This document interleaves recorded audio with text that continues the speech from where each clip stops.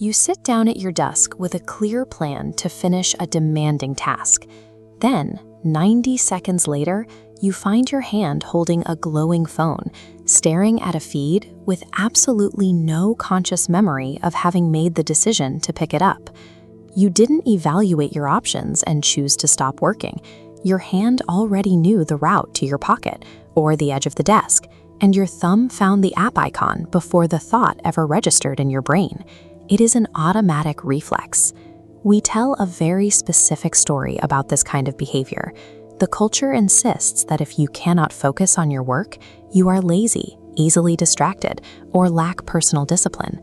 But an action that bypasses your conscious mind entirely is not a failure of character. It is the predictable outcome of living in an environment designed to train human behavior. Your attention hasn't broken, it has been conditioned. To understand how that conditioning works, we have to look at what human attention is actually built to do. As this research paper notes, attention acts as an information filter. Our brains receive far too much sensory data at any given moment, so the nervous system has to prioritize what gets processed. Evolution solved this problem with something psychologists call the orienting response. If a branch snaps in the dark or a sudden movement flashes in your peripheral vision, your body reacts instantly. Your heart rate rises and your eyes dart toward the stimulus before you even have time to think. Your biology prioritizes novelty and sudden changes, because in the wild, those signals meant the difference between finding food or becoming it. In nature, high-stakes threats or vital rewards are incredibly rare. Your nervous system is tuned to detect sparse, meaningful signals against a backdrop of relative quiet. Modern digital interfaces take that ancient sensitivity and compress it. A sudden vibration in your pocket, a sharp notification chime, a bright red badge, these cues borrow the exact biological language of urgency. They tell the brain that something requires immediate action. The tech industry has effectively hijacked your survival instincts. You find it hard to ignore your device because ignoring a sudden high-contrast alert is something your ancestors were specifically selected against doing. We bring that hyper-vigilant nervous system to our desks every day and attempt to compensate by telling ourselves we can multitask. We try to read a complex report while keeping our email open and monitoring a group chat. We cannot process two demanding tasks in parallel. Instead, we task switch, forcing our attention to shatter into fragments. Dr. Gloria Mark's research shows this is accelerating. In the 2000s, people spent minutes on a screen. Today, the median time spent is just 47 seconds. Bouncing between screens every 47 seconds carries a hidden penalty. Researchers call it attention residue. When you pull your eyes away from a task before it reaches a natural stopping point, your mind does not make a clean break. A portion of your cognitive capacity remains stuck on the previous thought, hovering over the unresolved problem while your eyes look at something new. If you are writing a difficult email and pause to read a text message, the message creates an open loop. Who is this? Do they need me? Should I reply now? When returning to your draft, that trace of unresolved social context stays active in your working memory, degrading your ability to construct the next sentence. Multiply that friction by hundreds of micro-interruptions a day. You aren't just losing the minutes spent checking your phone, you are paying a massive mental tax to constantly reassemble your thoughts, leaving your brain functionally depleted and physically exhausted by late afternoon. As damaging as those external interruptions are, behavioral training is only fully complete when the trigger is no longer necessary to produce the action. Think about standing alone in an elevator. Nothing buzzes, nothing rings, yet you reach into your pocket, unlock your phone, and pull down to refresh a feed. You perform a phantom check. Your brain has neuroplastically adapted to an environment defined by high-frequency stimulation. It has learned that the device occasionally provides a novel reward or a piece of social information, so it begins to anticipate the interruption even in its absence. Because of this conditioning, brief moments of physical stillness or silence begin to feel uncomfortable. A pause in a conversation, a red light, or a few minutes of waiting are no longer experienced as rest. To the conditioned nervous system, empty space feels like a concerning void, or a sign that you might be missing a vital signal. This is the ultimate victory of the attention economy. The smartphone no longer has to beak to get your attention.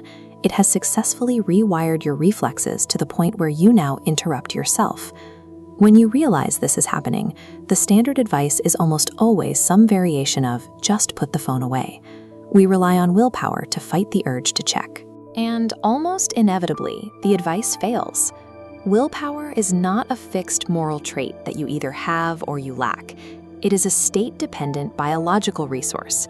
Your capacity for self-control actively drains as you accumulate stress, make decisions, and experience fatigue over the course of a normal workday. On one side of the screen is a single, tired human being with a limited supply of attention. On the other side are thousands of engineers, data scientists, and behavioral researchers continuously testing and optimizing digital environments to reduce the friction between an impulse and an action. Treating your distraction as a personal failing creates a quiet cycle of shame. You feel guilty for losing focus. The guilt creates psychological stress, and your exhausted brain seeks immediate comfort by reaching right back for the easiest source of stimulation, the screen. Curious, leaning in. If our conscious intentions are so easily overwritten, and the experience of endless scrolling often leaves us feeling drained rather than satisfied, we are left with a massive question. What makes the reward of checking the screen so powerful? The answer has very little to do with actually experiencing pleasure. Instead, it relies on the exploitation of a deeply misunderstood molecule, dopamine. You sit down, start scrolling, and suddenly an hour is gone. You've learned nothing and enjoyed nothing, yet you can't seem to stop your thumb from swiping just one more time. Then there's the phantom urge. You finally force yourself to put the phone face down, but seconds later your hand twitches, pulling the device back up before you even realize what you've done. We routinely blame this on a broken attention span or personal laziness, but your brain is operating perfectly, according to millions of years of evolutionary programming.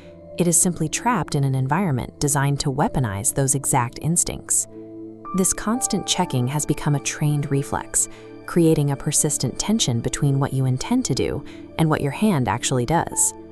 Popular culture often describes dopamine as a pleasure chemical, the hit of joy we get from a like or a video. But neurobiology tells a completely different story. Dopamine is actually a prediction and learning signal. Its job is to make you lean forward and anticipate. This loop becomes a trap with variable rewards. When the outcome is randomized, the brain's anticipation response spikes, supercharging the drive to act. This is the exact mechanic behind a casino slot machine. You don't keep pulling the lever because it's fun.